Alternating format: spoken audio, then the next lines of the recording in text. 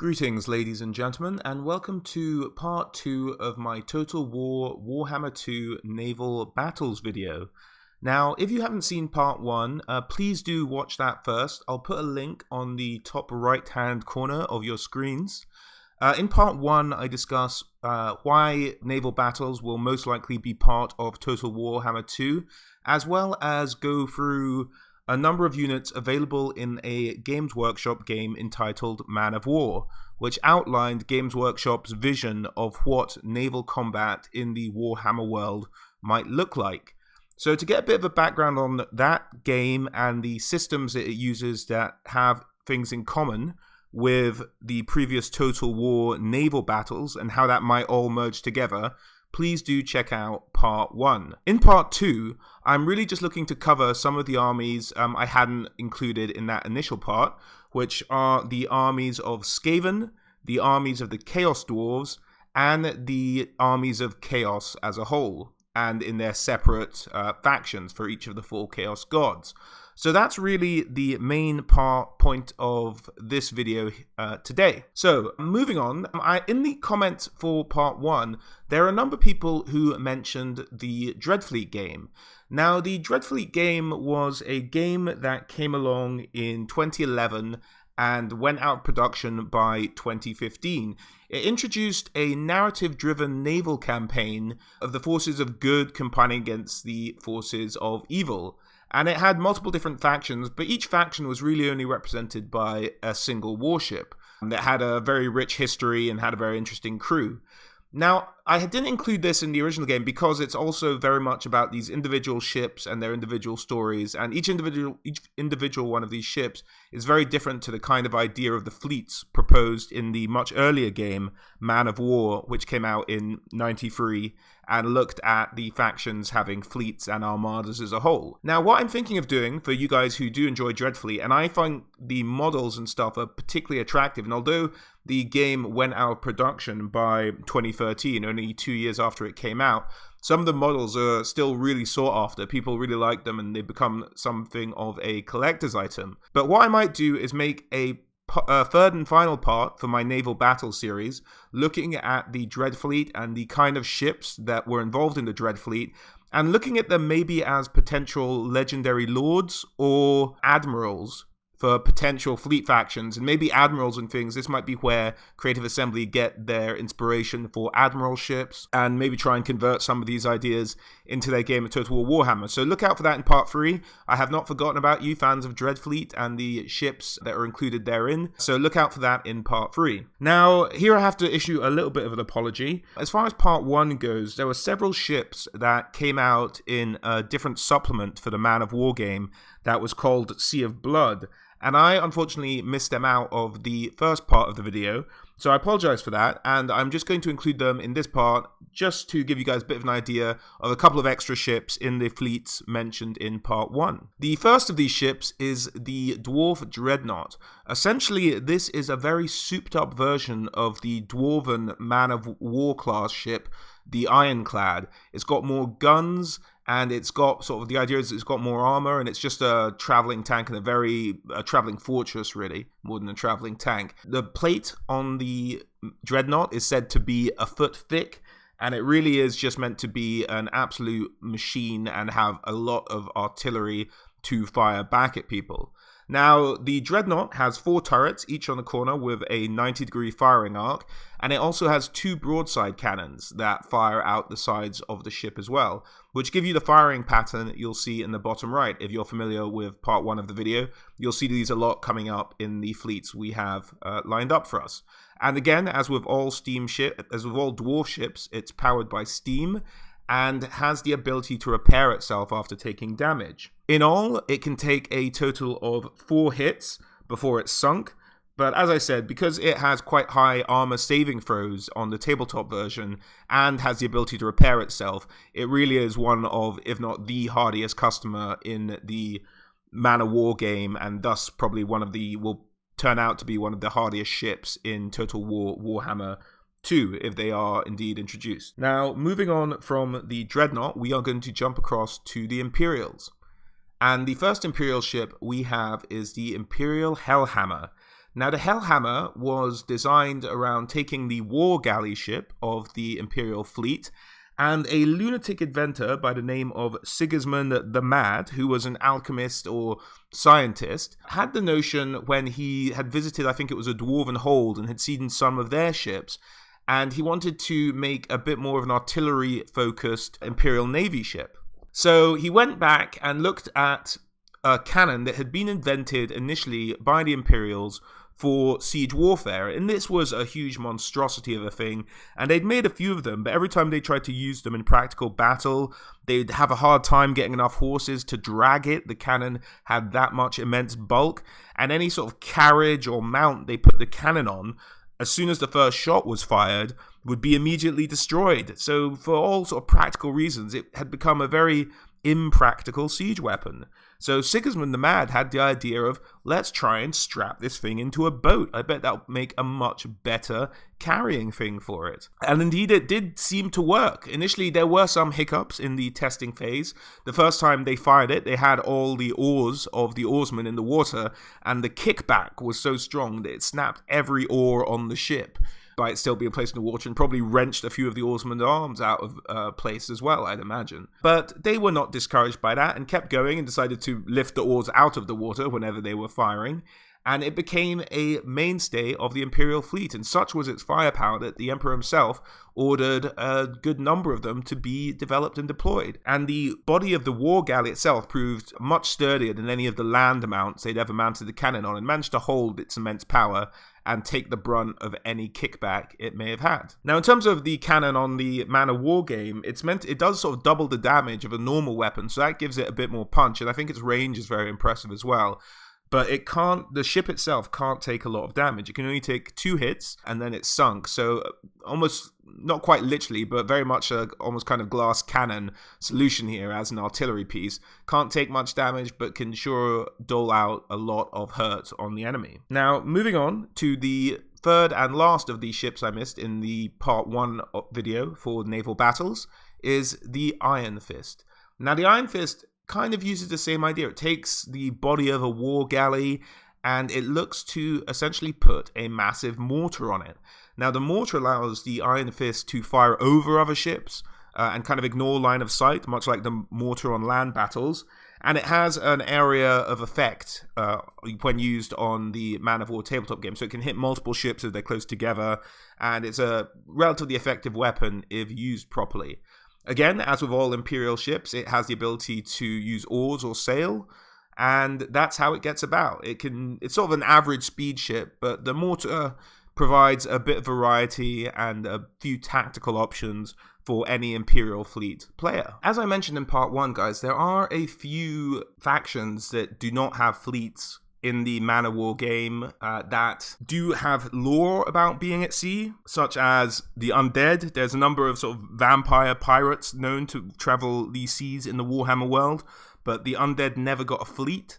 I kind of speculated on this in part 1, that maybe it's just necromancers who travel and they raise corpses wherever they go, but an Undead fleet might look maybe just very similar to a Imperial fleet, but that seems like it would be a bit of a waste. It doesn't really use the aspects of lore and interestingness that make Undead a particularly fascinating faction. The Wood Elves never had a fleet, but I'd actually don't want the Wood Elves to have a fleet. I like to see some kind of thing where the Wood Elves manage to restore some part of a system they use known as the World Routes, which emanate from the Oak of Ages and used to run under all the oceans of the known Warhammer world. So what they'd used to do is travel through this route system and be able to pop up on the other side of oceans and things like that. And in fact, if you look at my Ariel lore video, who's the Queen of the Wood Elves, or in fact my Missing Legendary Lords video for the Wood Elves, I mentioned an occasion where they use the world routes to travel to Ulthuan and then to Nagaroth.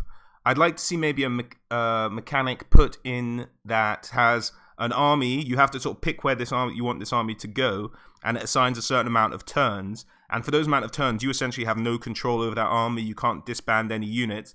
And it would be kind of like a risk-reward thing for having units travel over great distances using the world routes. So you couldn't send them back. Once they're gone, and you might get caught on a counterattack or something like that on the campaign map. But I think that's the way they should really do it. Like a Wood Elf Navy might look good, but I think it'd be much more interesting to implement a separate system for them whereby they sort of disappear on one side of the world, and maybe for 10 turns, 12 turns, you don't see them, and then they suddenly appear on the other side of the world.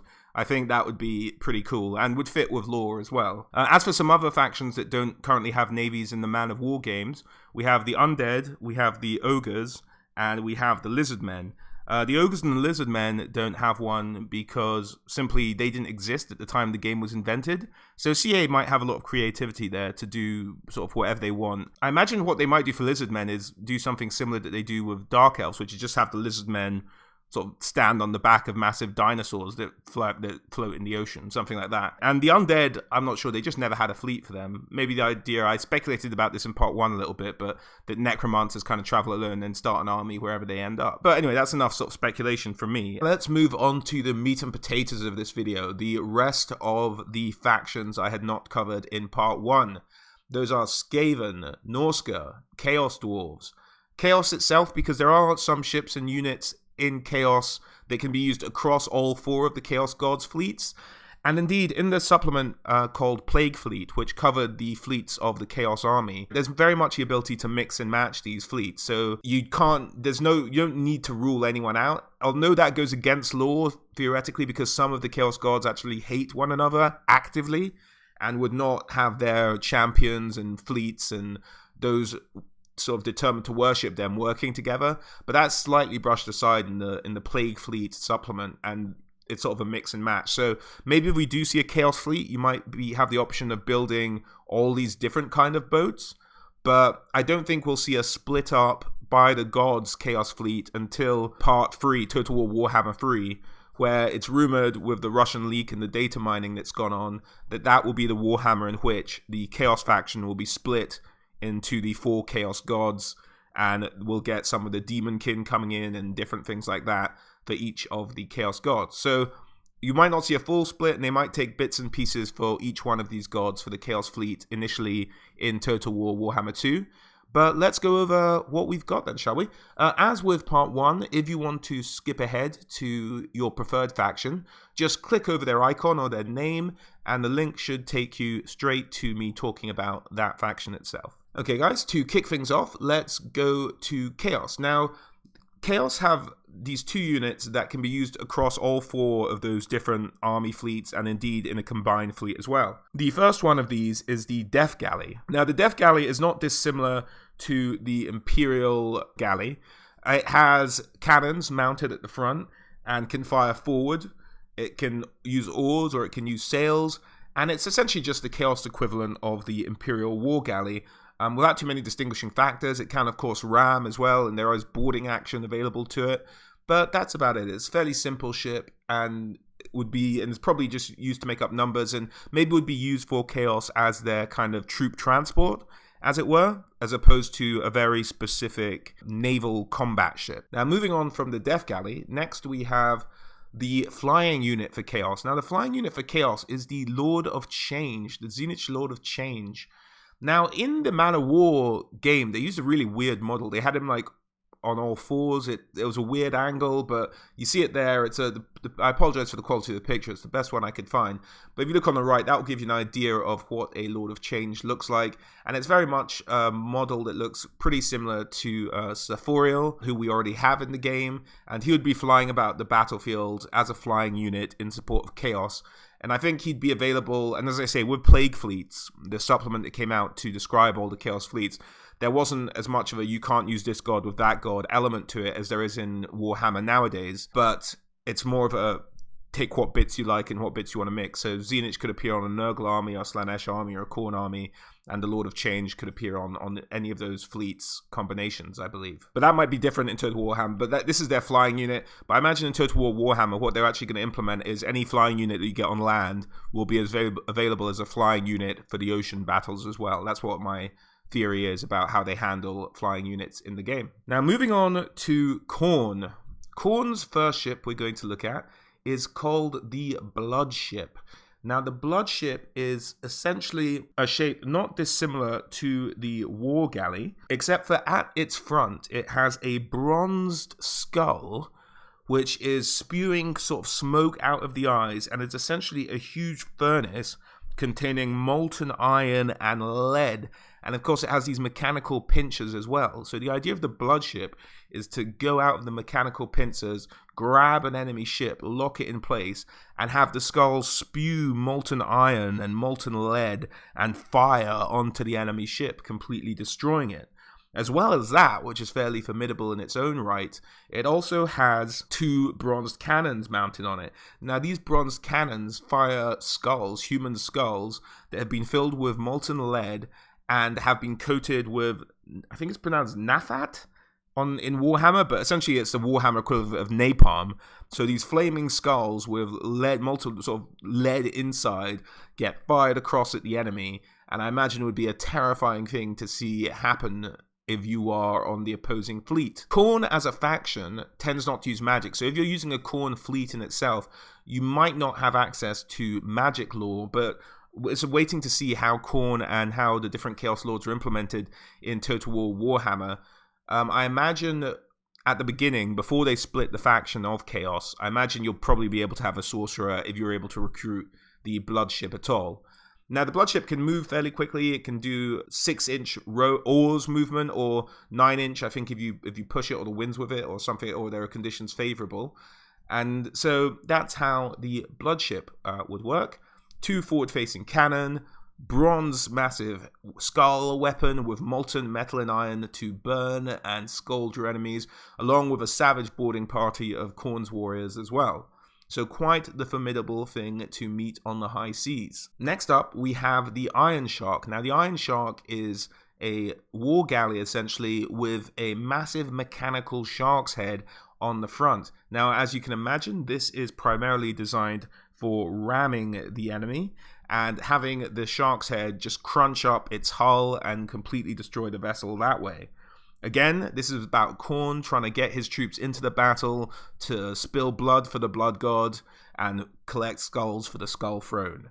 So this is one of the ships that helps his Khorne acolytes do that, and it gets them in there, locks in the other ship, starts munching it down, the warriors jump over, have a whale of a time murdering and massacring, and then move on to the next. In terms of its durability, the Iron Shark can take 2 hits, and so it's not the hardiest ship, but you'll be able to have a number, and the points cost wouldn't be too high on these guys because they don't have ranged weapons, so it's really just about getting in there as quickly as possible, and it can sail or it can use the oars, so whichever you want to use at the time, so it does have a sailing element to it, unlike the Bloodship, which Khorne also has. Moving on to Slaanesh, the god Games Workshop in retrospect seemed to regret inventing because he's all about sex and pleasure and pain and all sorts of lewd behavior, really. Now, the man of warship, the flagship for any Slaaneshi fleet, is the Hellship.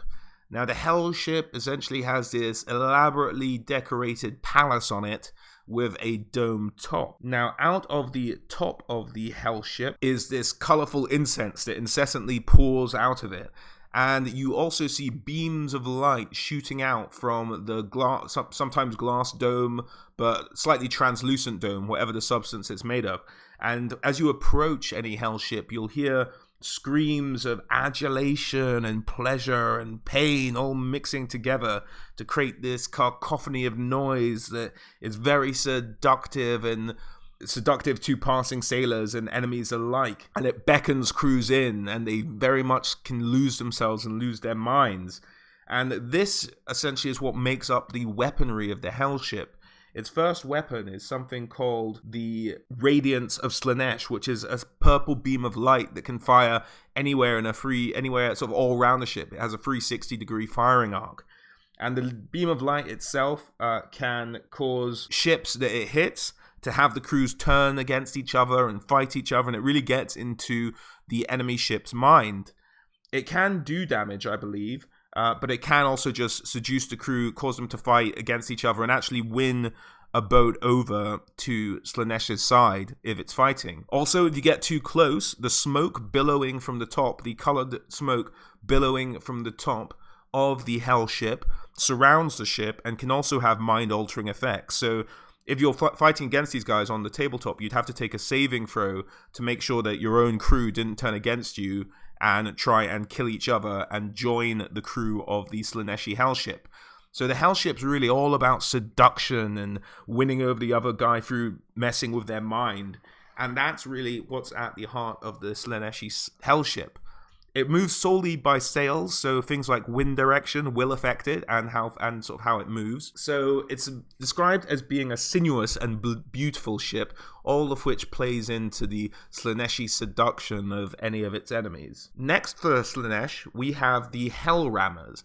Now, the Hellrammers have this, I have to assume because it is Slaanesh, very phallic ram angled slightly upwards on the ends of their ships. This is a ship solely designed for ramming, getting in close, and destroying fleets that way. It has no ranged weapons. As you can see in the icon in the bottom left there, how it can sail. It can push itself with oars or the sail, so it can be affected by wind direction, in which case you may have to switch to oars as locomotion. But it's a relatively simple ship for Slaanesh. It can take 2 hits, and that's about it. It's designed to just ram into the enemy. Also, that sort of slightly dome structure to it around the sail, and where the crew would mostly be going below deck to take shelter and things like that. So that is the Slaaneshi Hellrammer. Next, we have the Slaaneshi Hellslicer, which, if you see the picture in the middle, the one to the left is the Hellrammer, and the one just behind it is the Hellslicer. Now, this essentially is a ship with a motor in the middle, which has these rotating blades around it. Now, these blades are designed to cut down masts and anything that sort of rides high on a boat. It actually, if you have a boat that doesn't have that, so something like, say, the Bloodship was going against the Slaanesh Hellship, the Bloodship of Khorne, it wouldn't actually take damage from the slicers because it has nothing up high.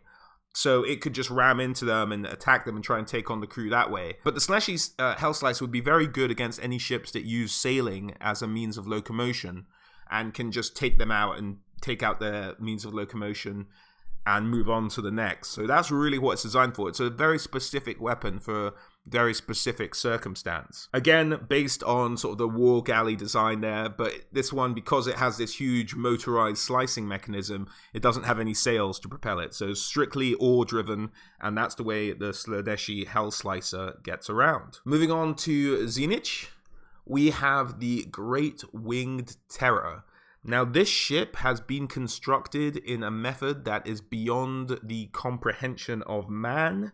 It hovers above the ocean, moving in very unpredictable ways, sometimes moving quicker than a man can see in any direction. Sometimes it just hovers there for a long time and moves at a snail's pace. But at its best, it can move very quickly. As you see from the card in the bottom right, it can move. That magic is its movement. So it moves by magic. It doesn't move by sails or anything like that, much like the Dark Elves also propel their ships by magic.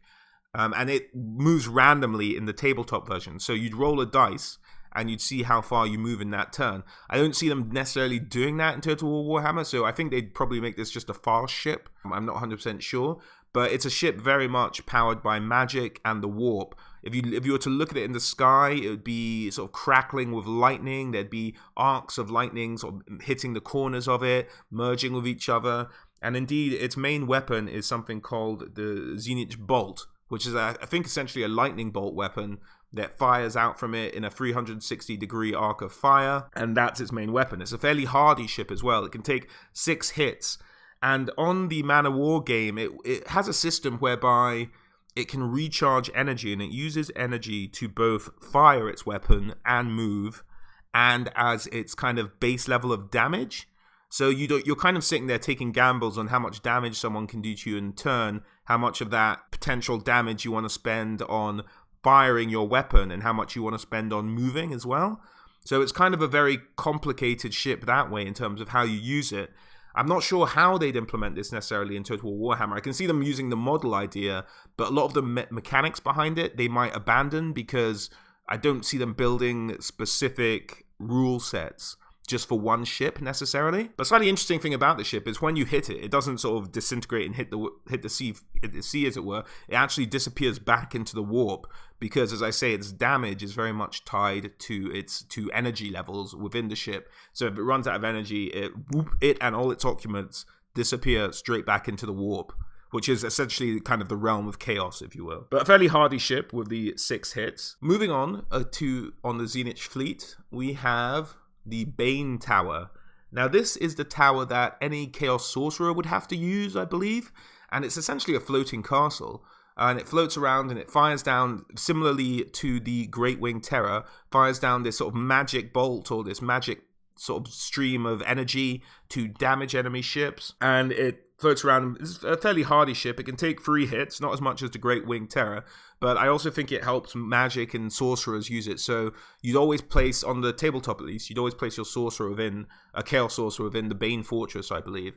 But I think it would just be another interesting model that Games Workshop might well use and make it as a ship of the line, a hardy ship with a sort of magic attack. And again, its movement is randomized, but it does have the 360-degree firing arc. And it too is very much so sort of powered by magic that you do see these sort of arcing streams of lightning or magical energies pouring forth from the ship. It's covered in this veil of this magical lightning, if you were to see it in life, as it were. So as you can tell, Tzeentch very much focused on the magic aspects, the magic elements of the combat side of it. Next, we have Nurgle, and Nurgle's flagships are the Nurgle Plague ships.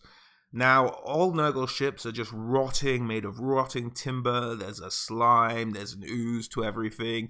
Maybe there's flesh hanging off the boat, hanging off bits of the boat, pustulated flesh, and this kind of corruption and pollution and disgust follows these boats, and as they pass through the water, it leaves this trail of slime, sort of corrosive and damaging slime, and kills fish for miles around. Such is the rot of the Nurgle plague ships. And this actually plays into the mechanics of how the ships operate in the Man of War games, and maybe potentially in Total War Warhammer 2, is that they actually leave a trail behind them that would cause damage to enemy ships. So that would actually be quite an interesting element to add. We've seen Total War Warhammer use a number of trail effects on its units before, but maybe have them persist a little bit longer and have an actual damaging effect if any units cross that path. Now, in terms of its weapons, all Nurgle ships tend to use the Nurgle Plague Catapult, which essentially fires this like ball of disease and flesh onto enemy ships, and you'd have to, on the tabletop, you'd have to roll dice to see what kind of effects it would have. But essentially, it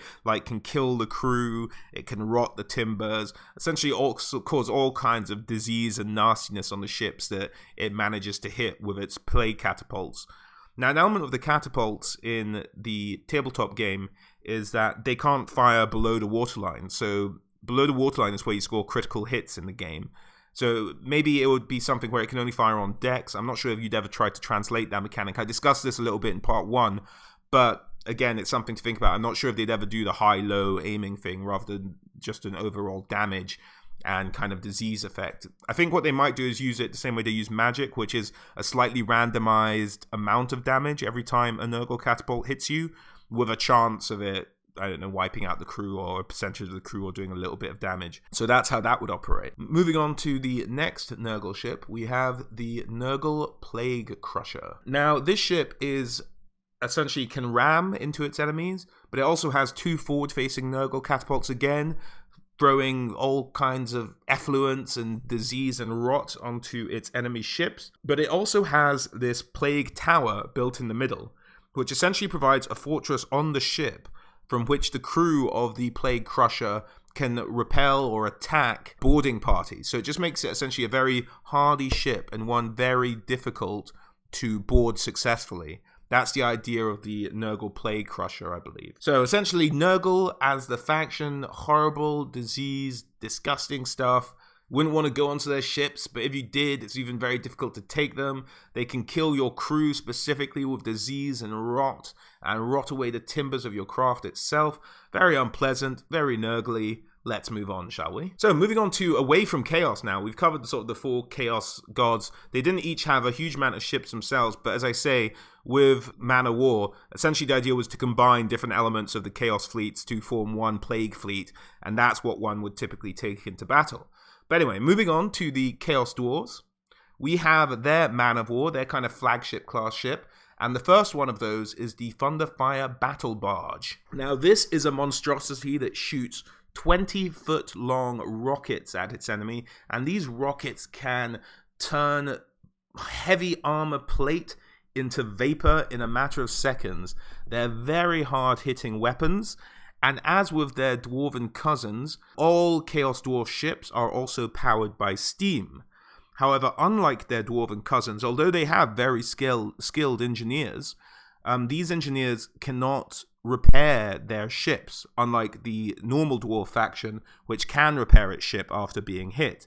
These engineers are instead, because the weapons of the Chaos Dwarves are so complex and need so much attention, they're putting all their effort into make sure the weapons keep working. At least that's the lore reason given for them not to be able to repair the ships when they take damage. They're just trying to make sure their own weapons don't blow them up.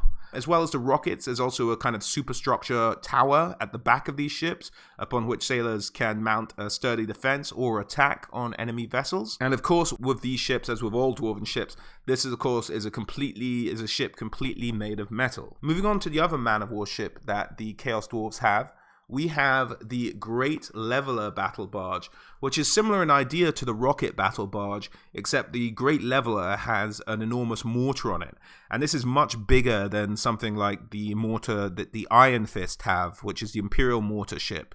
So this has a much larger area of effect, and is obviously much bigger in scale than the little mortars on the Iron Fist. So these can be quite devastating. Again, can fire over enemy ships rather than being sort of confined to line of sight and having things block it, much like the mortars on land in Total War Warhammer. Again, steam powered, so that's how it moves. It's unaffected by wind. And that is the Great Leveler Battle Barge for you. Again, with the fortress at the back to aid in defense and attack of any borders or close by enemy ships. Moving on, we have the Chaos Dwarf Hull Destroyers. Now, these are essentially massive battering rams with a kind of almost gun-like action. They use a lot of steam-powered winches to sort of pull the ram back and then have it thrust forward into the enemy ships to plunge holes into their hull. It's completely designed around that, and all the mechanisms on the boat are designed around getting this ram to smash through the hulls of enemy ships. Again, powered by steam as a Chaos Dwarf vessel, and it doesn't have any ranged attacks. So really just trying to close the distance, get in there, ram holes in the enemy ships, and move on to the next. Very effectively powered by prize engineering of the Chaos Dwarves. And maybe they because Chaos Dwarves, unlike their dwarven cousins, also have the abilities to actually merge demons into machines. Maybe it's a little bit powered by demons as well. Why not?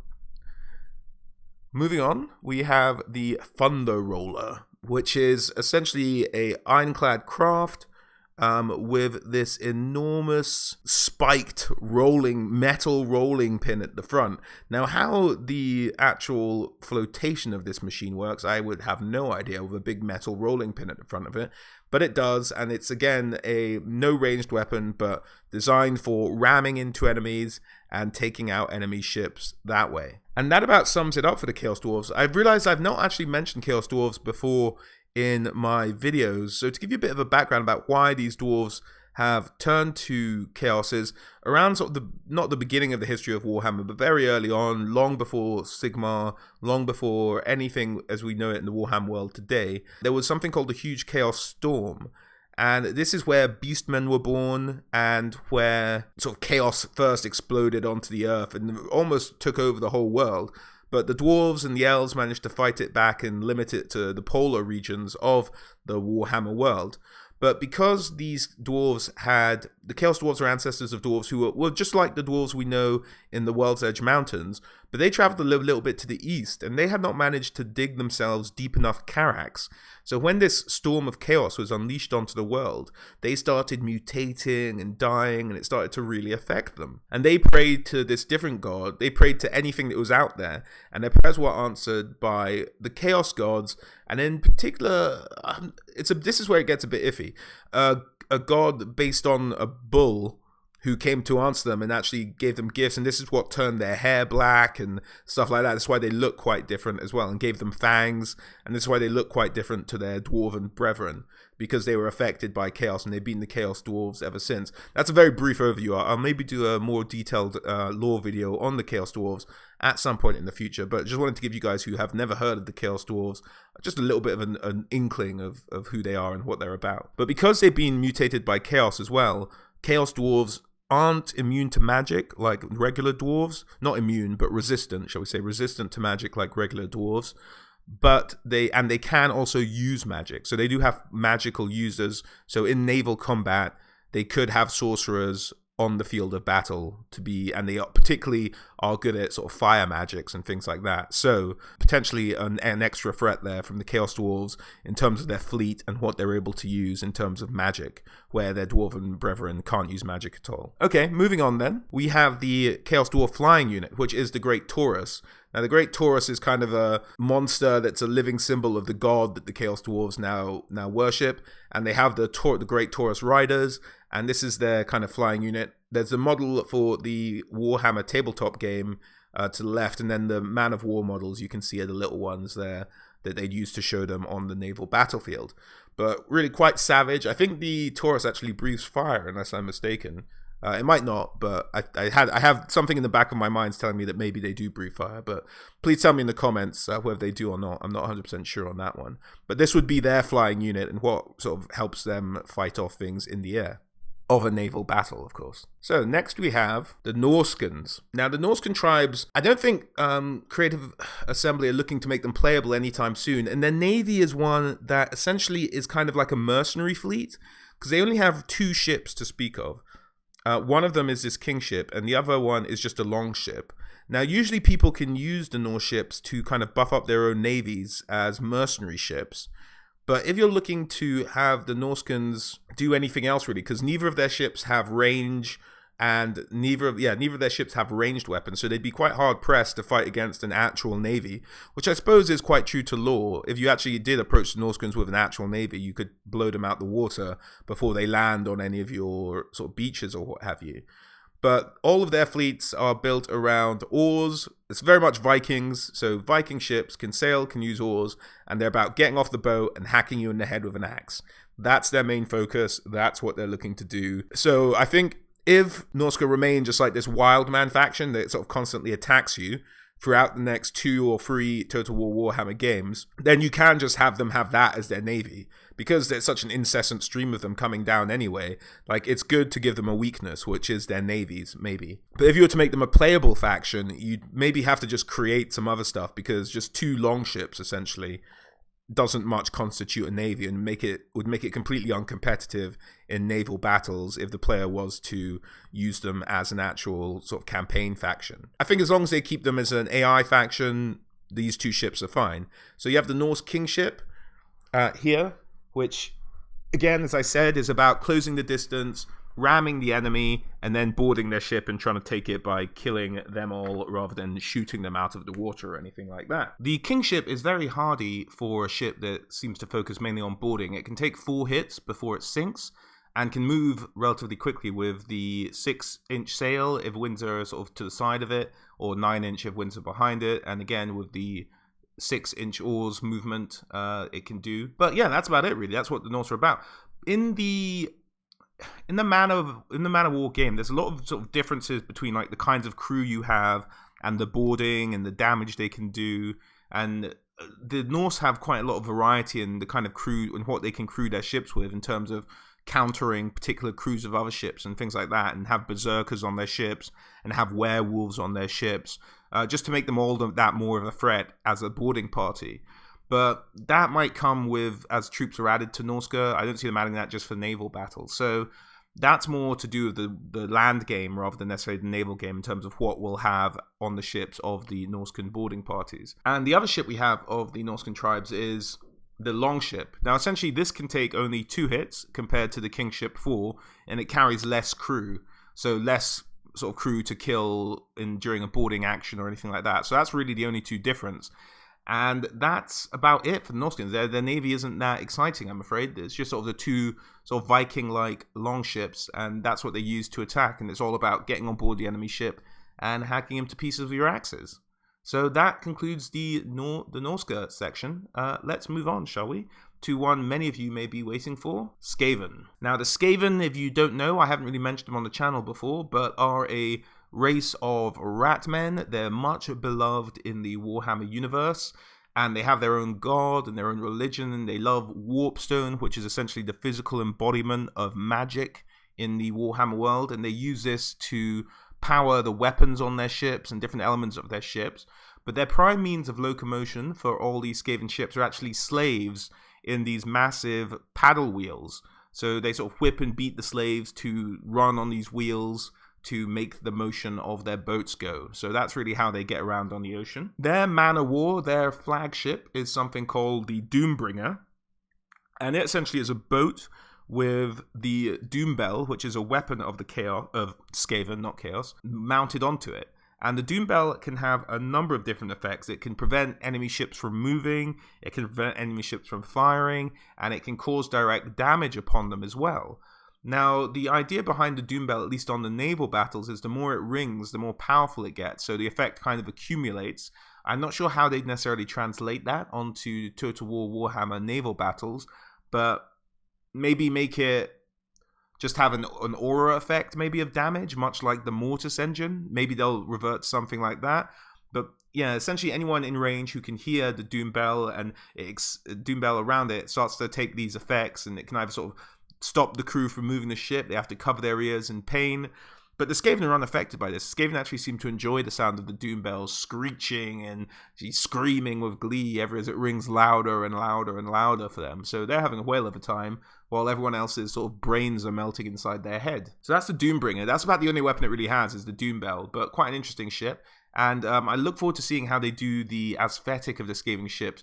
It's kind of like there's an aspect of the sort of orc and gobbo's cobbled togetherness, but with an actual sort of precision and genuine intelligence behind it as well.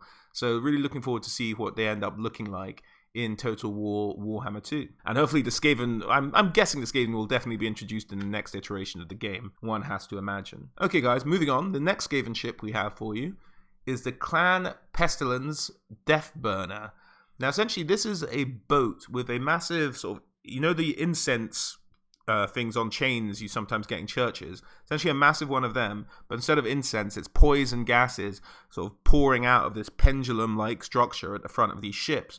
Now they can use the metal ball at the end of the pendulum as a mace to sort of hit down on enemy ships as a hammer, but it also releases a poison gas. Now, the poison gas can have a number of different effects, but essentially it kills the crews of enemy ships. So it doesn't damage the ship itself, but except for if it's crashing down on them, it does damage. But the gas itself just kills the crews. So what you can have the Deathburners do is actually just wipe out crews and then sort of take over the ships, really, or just sink the ships or do whatever you want with them. Once the crew's dead, the ship's dead in the water, essentially. But as I said, yeah, essentially it can be used as a melee mace, or the gases themselves can just kill the crew.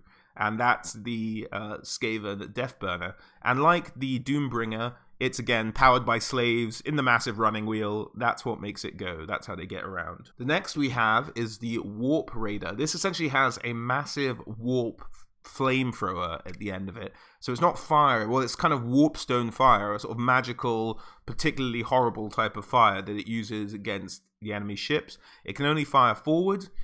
In the Man of War game, they actually randomized the movement of these guys, whereas you just roll 2 dice, which could potentially mean they're very quick or very slow. Again, I'm not 100% sure how Total War Warhammer might implement pace change as a mechanic in naval battle, particularly for something that's not reliant on wind. It's more, again, these guys are powered by slaves in wheel running about. So yeah, it could be a horribly dangerous ship. A flamethrower on the oceans, ever since the days of actual Greek fire in the real world, is a horrifying concept. And yeah, it would be a particularly unpleasant thing to have happen to you, I think. But yeah, that's the Skaven Warp Raider. And that about sums it up for Skaven, I believe. So guys, I hope that was helpful. We went through the different armies there and sort of the different attributes they each have and each bring to the potential Total War Warhammer battlefield. As I mentioned, there are a few factions who never got a navy, the Ogres and the Lizardmen, because they didn't exist at the time of the inception of the of Man of War, the naval battle game. So they would have to maybe come out of scratch, out of the imaginations of CA. Well, I hope you enjoyed that, guys. And as I said, I'm going to do a third part to this series covering the Dreadfleet game and its potential to be used as maybe Admiral boats or Legendary Lord boats for the different factions in Total War Warhammer, and kind of just the stories behind some of the boats in that game as well, because there are some pretty cool ones that do some pretty interesting things, just to give you an idea of the kind of potential that naval warfare has in Total War Warhammer. And thanks very much for joining me for this, and we'll have part 3 for you guys soon. If you like this and would like to see more on Total War Warhammer or any of the other sort of strategy or role-playing games I play, please do subscribe to the channel. It would be great to have you along for the ride, and thanks very much for listening.